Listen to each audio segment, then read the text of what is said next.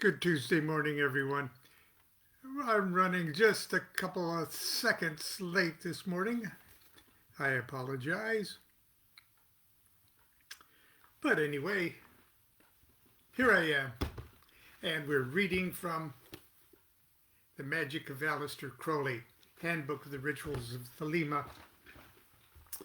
published by my good friends at Weiser.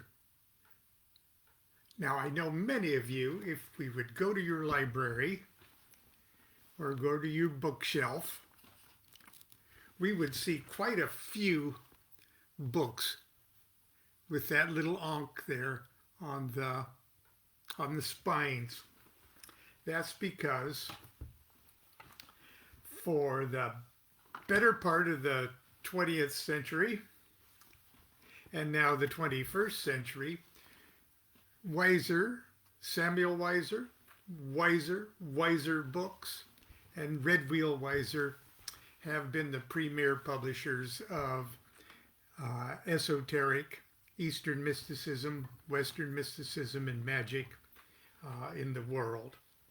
And over the years, they have been very patient with me and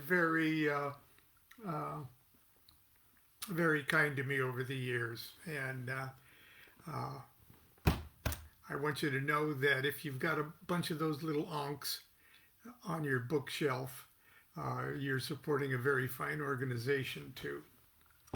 Anyway, today we're just sort of beginning the reading of this book. So we're on the very, very early stages. We just finished up frequently asked questions yesterday, and today we are turning to the Bonafide Chapter 1, which is very, very, very short, so we're going to start Chapter 2 too today. So, Chapter 1, The Magic of Will. The epigram is from Magic in Theory and Practice. Magic is the science and art of causing change to occur in conformity with will. The above definition of magic can be as misleading in its simplicity as it is in its complexity. The key word, of course, is will. And I spell it in Greek, the Greek letters. Thelema in Greek. Now there's several ways to say will in Greek, and Thelema has a shade of meaning that suggests intention. It's used twice in the New Testament where Jesus is quoted as saying, Father, if it be thy will, let this cup pass from me. He used the word Thelema. And in the so-called Lord's Prayer, where it says, thy kingdom come, thy will be done. Those are both times in the New Testament where the word Thelema is used instead of the regular Greek word for will, which, escapes me at the moment. The key word, of course, is will, Thelema in Greek, and according to this definition, any willed action is an act of magic. Brushing your teeth, walking the dog, or even paying your taxes. Conversely, any unwilled action is an unmagical act. Reaching for a cigarette, ordering the fourth martini, or any habitual or reactive behavior that overrides the momentum of one's life focus, could fall into the category of an unmagical act.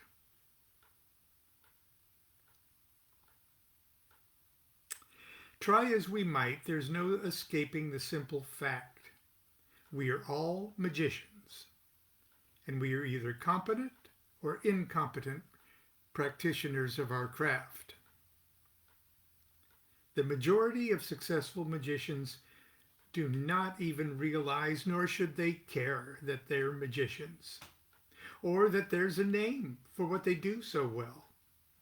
They just go through life striving to cause change to occur in conformity with their wills, and that's that. They have made a science out of their lifestyles, and they execute it with great art. They work hard, but for them the work is not a burden. It is a labor of love and a continuing expression of the purpose of their existence. Obviously, most of us do not, without great effort, fall into this fortunate category of human being. Our magic falls somewhere between competence and incompetence. Occasionally, we become aware of what our will is, or might be, and try to work the magic.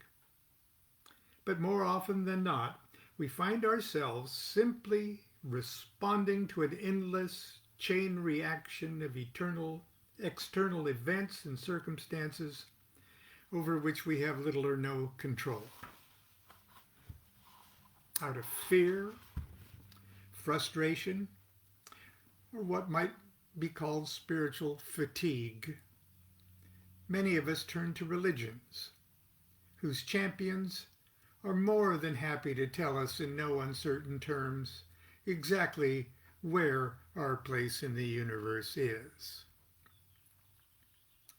The religions that Westerners most frequently are attracted to, Christianity with its many sects, Judaism and Islam, postulate a supreme being who personifies and manifests the order of the universe. The mechanism of this order is often termed the will of God. By surrendering the individual will to the will of God, the religious devotee can theoretically harmonize his or her life with that of the deities. Not my will, but thine be done. In order for us to know God's will, these religions offer, for our great comfort, and often from ancient and infallible sources, rules, commandments, and assorted scriptural injunctions to guide the thoughts and behavior of the faithful. As an added safeguard that these scriptures be correctly interpreted, a priestcraft of some form or another invariably involves and assumes the role of a visible mediator between the worshipper and the deity. For those who dutifully comply with the dictated formulae and surrender their wills to the prescribed will of God, a great burden is lifted from their shoulders. They no longer feel the need for direct spiritual experience, and faith in the infallibility of the dogmatists make even intellectual investigation unnecessary. The reward for such spiritual collaborators is the smug comfort of knowing that those who haven't submitted to the formula will suffer after death, and they who have will not. Magic postulates a universal order.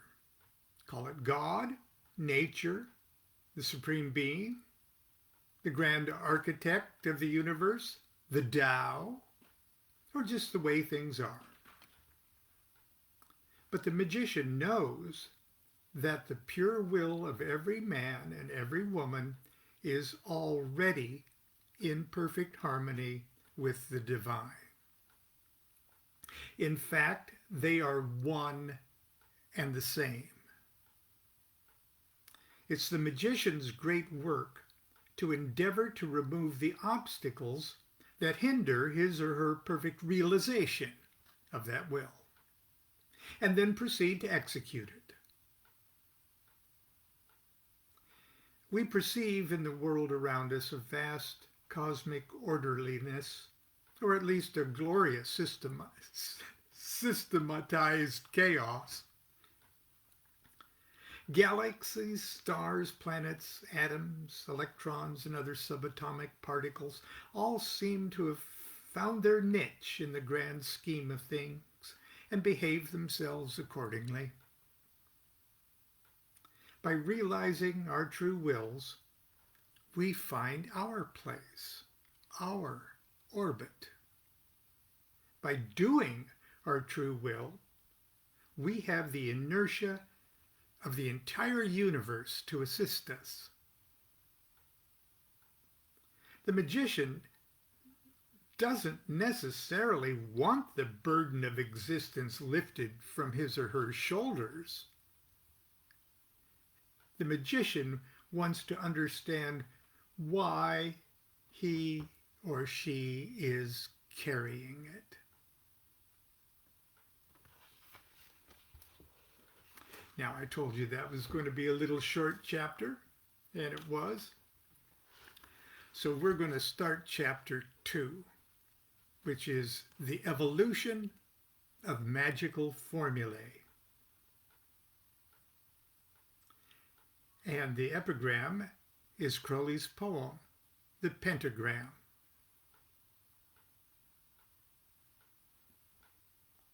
In the years of the primal course, in the dawn of terrestrial birth, man mastered the mammoth and the horse, and man was the lord of the earth.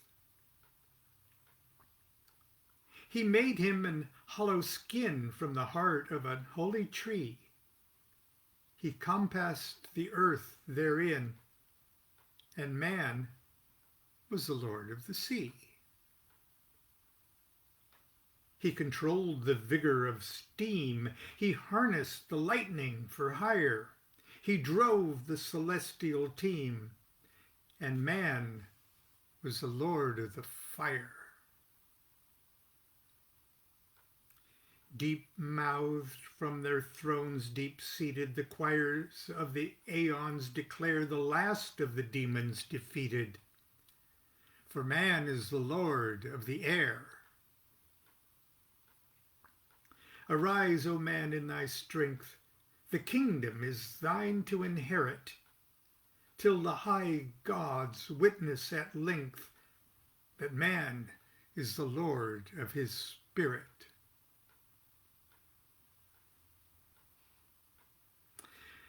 A magical formula is a statement of perceived cosmological fact or theory. It can be as simple as an axiom. Love thy neighbor as thyself. An apple a day keeps the doctor away. Or it can be a statement or a set of symbols revealing the mechanism of natural law. As above, so below. All is sorrow. Love is the law, love under will. E equals MC squared. Yod, He, Vav, He. INRI, AUM. It can even be a single word that initiates an entire age.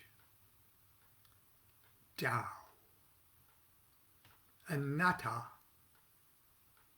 Iao. Thelema. Magical formulae evolve from older magical formula as humanity's ability to perceive itself and the universe increases. A change in the consciousness of the race necessitates a change in magical formula. I'm going to read that again. A change in the consciousness of the race necessitates a change in magical formula. It's not that the old formula doesn't work anymore, it's just that the new one works so much better. obsolete formulae of the past aren't necessarily discarded completely, but are often amended or fine-tuned to better harmonize with a new, expanded understanding of natural or spiritual law. To use an apparently unmagical example, an ancient carpenter or craftsman seeking to determine the area of a small circle might venerate the great magician who revealed to him that the area could be determined by measuring the radius of the circle, then multiplying that figure by itself, and then multiplying that figure by the sacred number 3. For the rough calculations required by our primitive ancestors, this crude formula served quite adequately. But for larger, more complex projects such as temples and pyramids, etc., requiring precise computations, the world had to wait for the magic of pi. Once this new bit of information became general knowledge, the world was never the same. Now, while this is a crude analogy, I'm confident that the reader can see how it applies to our ever-evolving perception of ourselves and our place in the universe. Under the heading, The Formula of the New Age. Great spiritual periods, ages or aeons, are characterized by their magical formula. This is very important and fundamental to the understanding of magic in general, and Thelemic magic in particular. For the planet has just recently, or relatively speaking, entered a new period, a new age, a new aeon. Yes, this is coincidental to what astrologers and songwriters call the Age of Aquarius, and what millions of others simply refer to as the New Age. But it'd be a mistake to view this new aeon as simply another tick on a great cosmic clock. The Age of Aquarius, profoundly significant as it is only one aspect of a far greater new spiritual age. Such magical aeons do not necessarily coincide with the astrological periods, and according to Crowley may be of any length. A more intimate, more magical perspective may be had if, rather than considering the ages merely as astrological epochs, we instead view them as gods. Crowley recognized in the 3 principal gods of Egypt, Isis, Osiris, and Horus, the characteristic formulae of the last 3 magical aeons.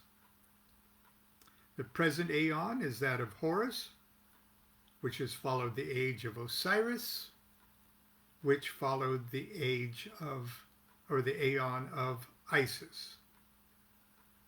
Each aeon is characterized by the level of understanding of nature and of self contemporarily prevalent, and dictates the variety of magical and religious expression that dominate these periods. Forgive me, but I'm going to repeat that because it's probably the most important sentence in the entire book. Each aeon is characterized by the level of understanding of nature and of self contemporarily prevalent, and dictates the variety of magical and religious expression that dominate these periods. Here it will be necessary to take a moment to review the myth of Isis, Osiris, and Horus, for it is vitally important to the understanding of the evolution of magical formulae and the magic of Thelema. Please keep in mind that this is only the briefest sketch of a story that has undergone over 4,000 years of revision.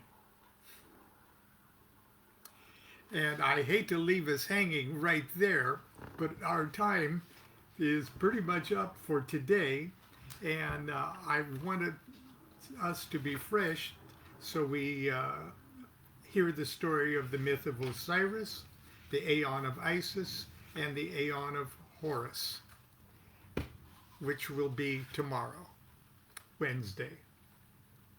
So I hope you'll be with me tomorrow. Also, tomorrow, a week from tomorrow, I'm going to be hosting and presenting my Zoom presentation on the Holy Guardian Angel. That's next Wednesday, March 31st. I encourage you, I'll put the link up here again, but I really encourage you, please don't wait to the last minute to register to this or to register to these things, because sometimes it takes a little while for us to get you into the system and make sure that you get all the links and everything in a timely manner. So please, if you're intending on attending the Holy Guardian Angel presentation on Wednesday night, March 31st, 7 p.m. Pacific time, please take the opportunity to register soon. Also, if you are unable to make the live presentation because you're in that part of the world where that's just going to be a nightmare for you to get up in the middle of the night to see it, please register anyway, and shortly after the live presentation you will receive the recording of the entire presentation. So anyway, that's a plug for that. Tomorrow, the myth of Isis, the myth of Osiris, the myth of Horus, and the magical formula of Thelema. Have a good day, everyone. Continue to be good to yourself and be good to each other. Do what thou wilt shall be the whole of the law. Love is the law, love under will. See you tomorrow.